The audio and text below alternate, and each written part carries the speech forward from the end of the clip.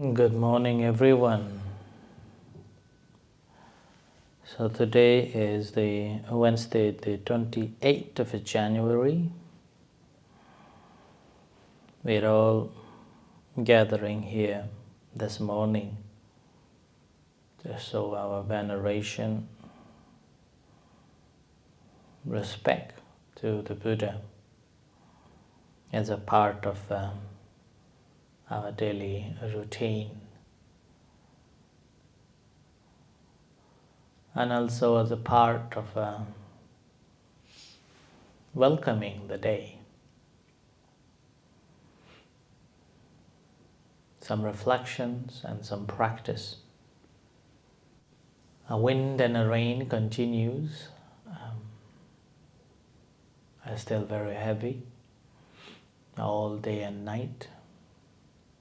So it's very cold. So first of all, would like to express my appreciation and gratitude to Arisena for your generous donation towards the accommodation, £300 for the 17th of May. And also would like to express my appreciation to Rasami Mountain, who sponsored one of the marker stones and sent a check of £2,500. So with the blessings of a triple gem, may you all have a good health, happy life. Whatever you may have a good wishes in line with the Dhamma, may those wishes come true. I've decided that we will have a steering meeting. So first meeting on the Sunday the 15th of February, to discuss about the 17th of May event and possible help from our volunteers wherever we could get. So this is an official announcement too, that we will have this meeting, preparation meeting on 15th of February.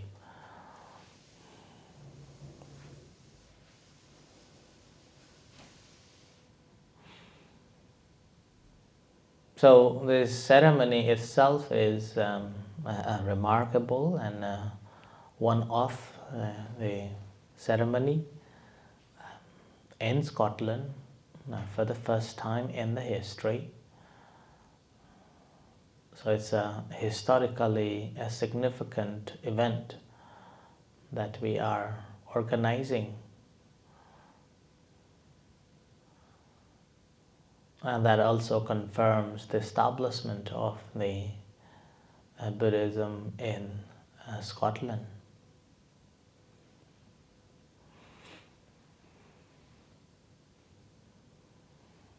So when we look at the history of Buddhism and its special character, we can see that Buddhism is something very special. As we know that the Buddhism began with the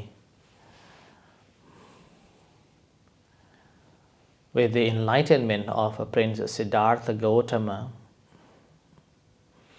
2,600 years ago. So 2,569 plus 45 years.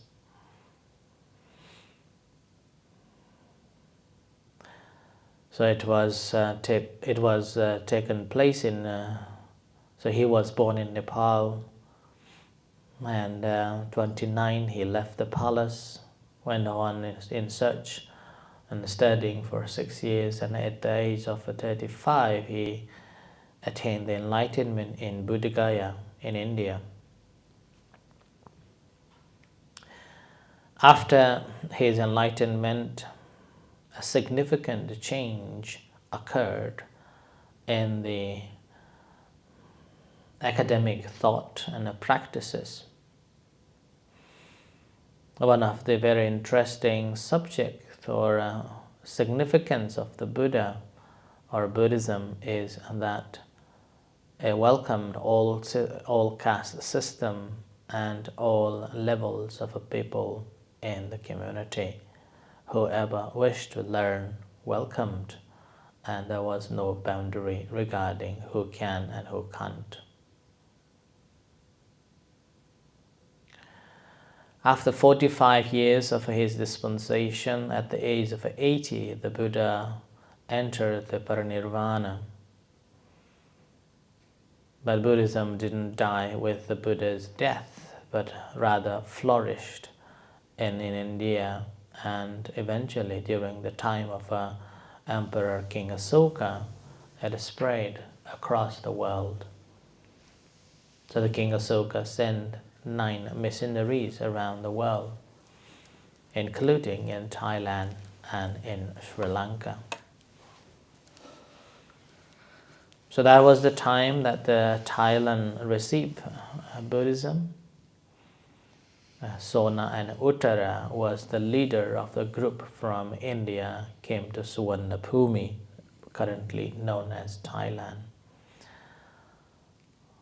And Thailand has got there's a strong Buddhist background, although nowadays it seems politically not a Buddhist country, but practically still a Buddhist country. And then over the 60 years that Buddhism began to spread around the world, a particular history from Thai Buddhism, from Thailand, official Dhammadutta, or the missionary monks, traveled to across the world. And wherever they went and they spread the teachings of the Buddha. Like in the UK, so 60 years ago,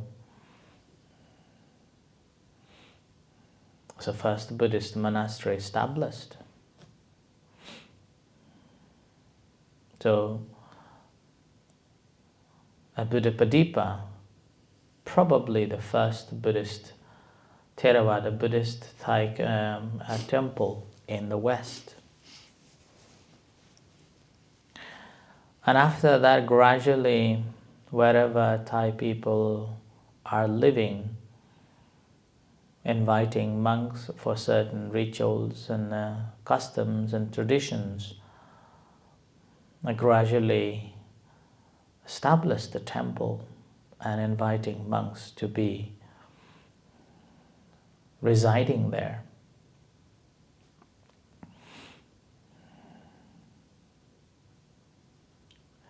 Similarly, in Scotland, initially Buddhism introduced in about 1912 as a discourse in the university and discussed the life of the Buddha.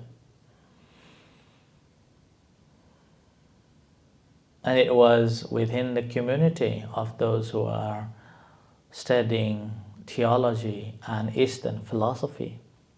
It wasn't a practical yet.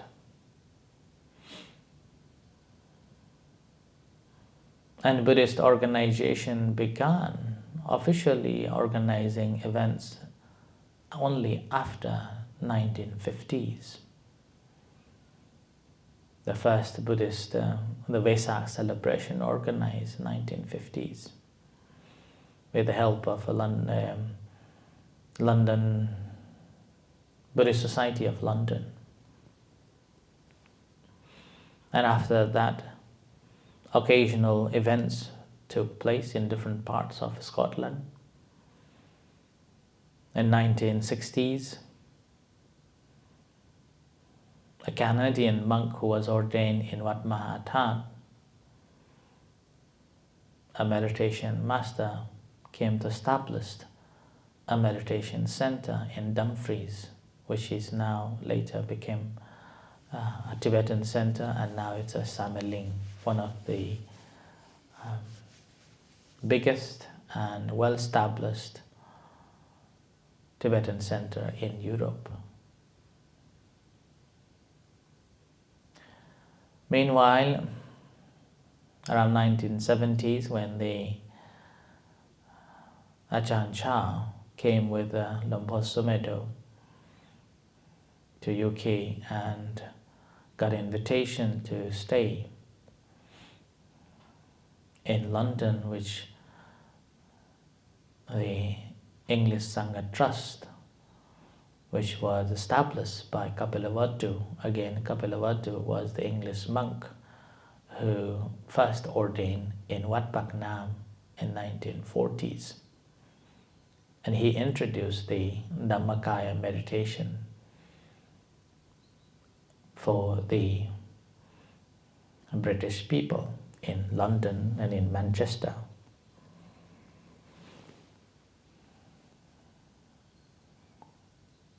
And with his initiation of establishment of English Sangha Trust and the thought of establishing a monastic community in London, gradually people gathered and began to practice Buddhism. So Buddhism transformed from academic studies to the practical and spiritual path. So 1950s, Kapilavatthu, who ordained in Thailand, who was the first British person to ordain in Thailand, and studied the Dhammakaya meditation and came to UK to teach. But unfortunately he discontinued. And in 1960s, when the Canadian monk who was again ordained in Wat Mahathat with Lumpur Chodok came to teach the meditation, gradually it took the string and spread. So he, in his initiation, then Lumpur Chodok visited UK and established the Buddhist center. And ever since, meditation, watching the breath in the abdomen, become famous and practicing. So when the Lumpur Cha brought Lumpur Sumedho and established the Chithas monastery in Chithras, Lumpur Sumedho also visited Oban, west coast of Scotland, to teach meditation, some courses there, but unable to establish a center over there due to the cold and wind and different nature compared to London. So in 2001, Sri Lankan community established a first Theravada Buddhist temple in Scotland, in Glasgow. And 2006, Thai Buddhist center established in Edinburgh as a branch temple of Wimbledon. And after 5 years, in 2011, Thai Buddharama temple established in Aberdeen. And at end of 2012, our center, Varapunya Meditation Center, established in Aberdeen. And then the same year, following year, 2013, Milnam Nunnery established as a branch temple of Ajahn Chah for the nuns in Perth. Bought 11 acres of forests far in the village and established this center by Venerable Ajahn Chandasiri. And in 2000, about 17, 18, Dhammakaya Meditation Center established in Helensburgh, outside of Glasgow. And later, last year, 2 years ago, there's another Sri Lankan temple established in Forfar. So these are the temples established within this 20 years of a history. There are a couple of Theravada temples, but hasn't been any Uposatha hall officially recognized as a consecrated space. So this building that we have constructed and completed last year, initially intended to construct it as just a multi-purpose hall, but Ajahn Chakwan Lao proposed that since going to have a fresh new building, why not announce it and build it as a Uposatha. So as a result, this has been promoted as the Uposatha construction. So as a result, now it's completed. So this will be the first Uposatha hall in Scotland. Now in order to be the Uposatha hall, it is not that we have a building and it will be a Uposatha hall. There are some rituals to perform before the construction and after the construction. Now, we have completed this Uposatha hall. Now we just need to consecrate it as the Uposatha. So that is the reason we are organizing this consecration ceremony on the 17th of May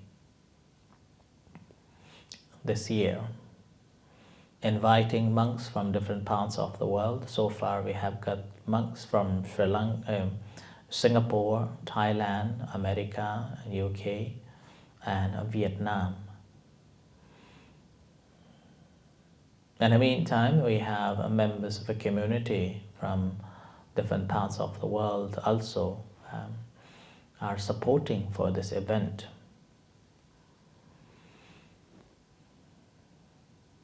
So we can see that Buddhism, after this 20 years of Buddhist center establishment here, gradually settling and establishing as a firm Buddhist center in Scotland.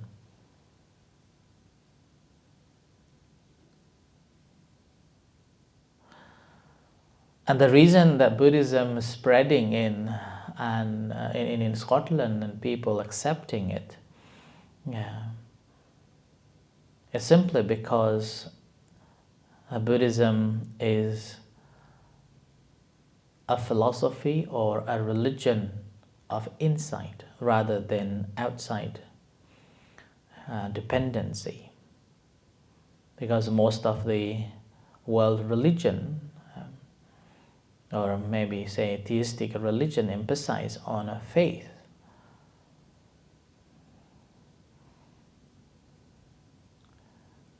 And you must have a deep faith in the scripture and the words of someone.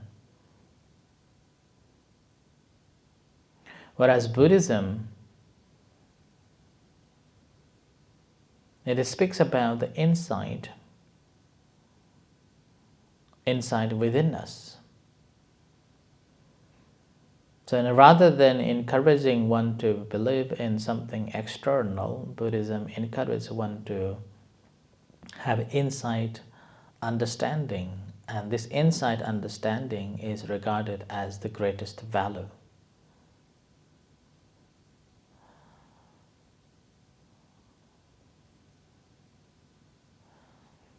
And this insight begins from the practice of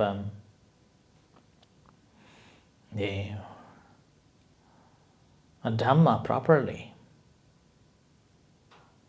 starting from moral practice, development of the mind, and cultivation of insight.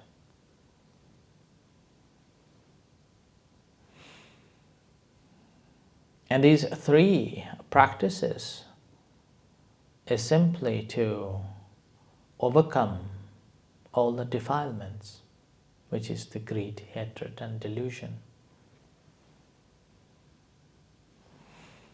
And on this path to overcome the greed, hatred, and delusion, the Buddhism encourages us not to rely on someone's or somebody, but you have to rely on your own action and your own practice.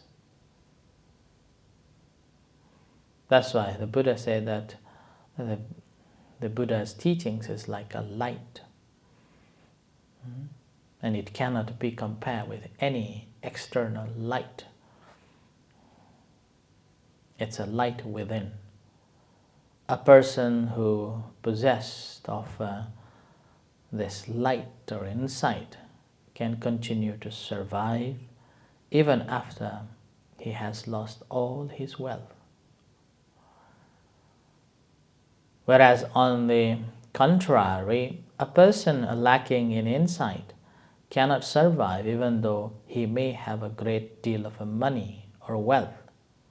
So therefore, the insight allows us to make right decisions and make correct judgments on things that we experience in our day-to-day life.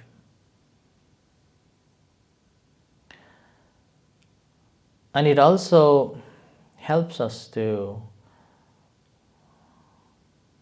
keep us in a safe zone, and also receive the reputation and fame, and regarded as a wise person should be associated, not one who should be discarded.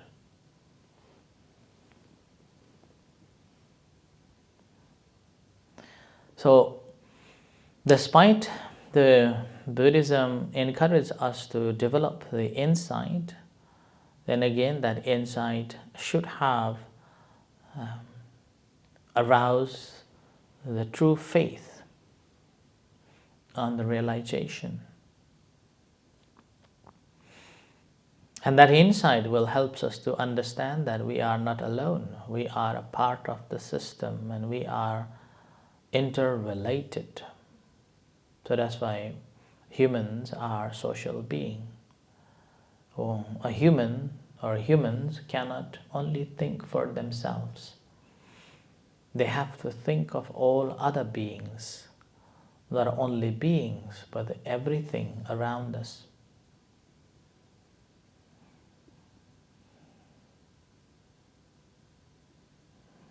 Particularly science and technologies current days are advanced, so advanced. And these discoveries, in fact, suggests that we are not alone. We are interdependent. Like even taking out some insects can affect to entire our life. Like the bees. If there is no bees, then that will cause massive, significant chaos in the world.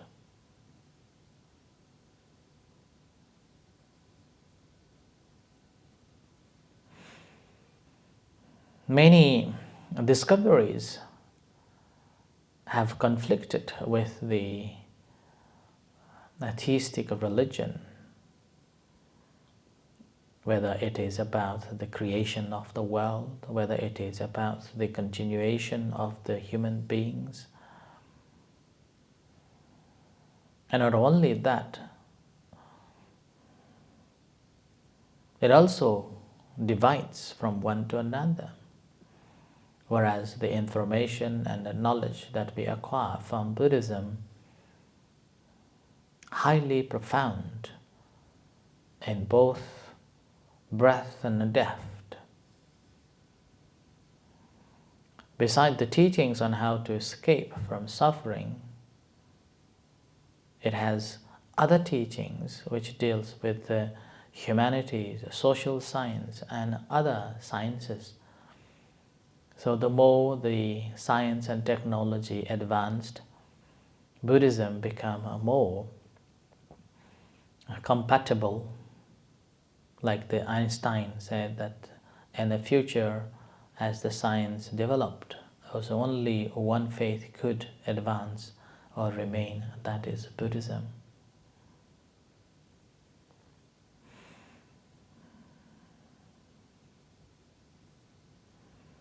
Therefore, Buddhism teaches us be dependent on your own self, your own action, and that will help to find the insight. And that insight will produce the inner qualities that brings kindness and compassion to the world. So there won't be malice or violence or war, and there will not be crusades.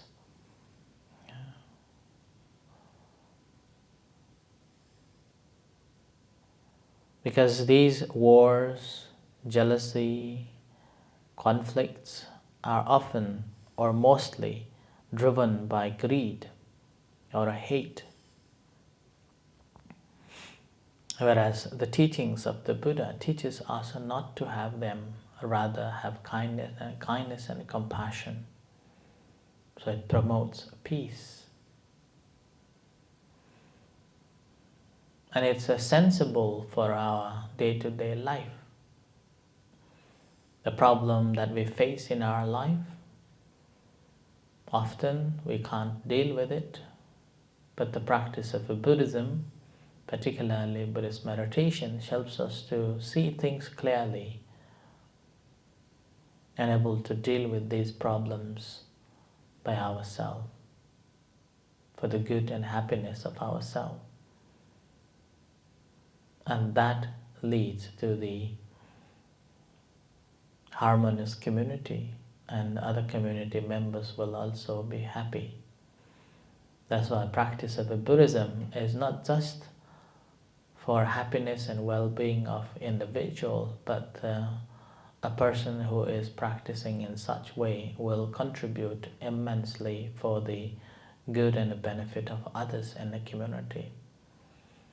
So that is one of the reasons why Buddhism is spreading. Like here in Aberdeen, over 10-15 years, we have experienced significant changes from the moment I remember told to go back or don't need, you're not welcome, such things, and now community, they want to learn more, and we are offering classes around in the city. And people around in our neighbors also welcoming us too. So these are the changes we can see because we are living with a kindness and compassion. We are training for ourselves, and we also help others to be trained in sharing this loving kindness and compassion for the peace of themselves and peace of others.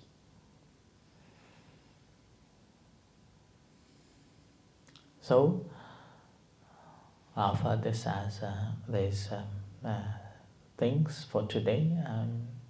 I hope that you all will support to have a successful event on the 17th of May, and whichever ways, means you could help, please welcome and volunteer to have a successful event.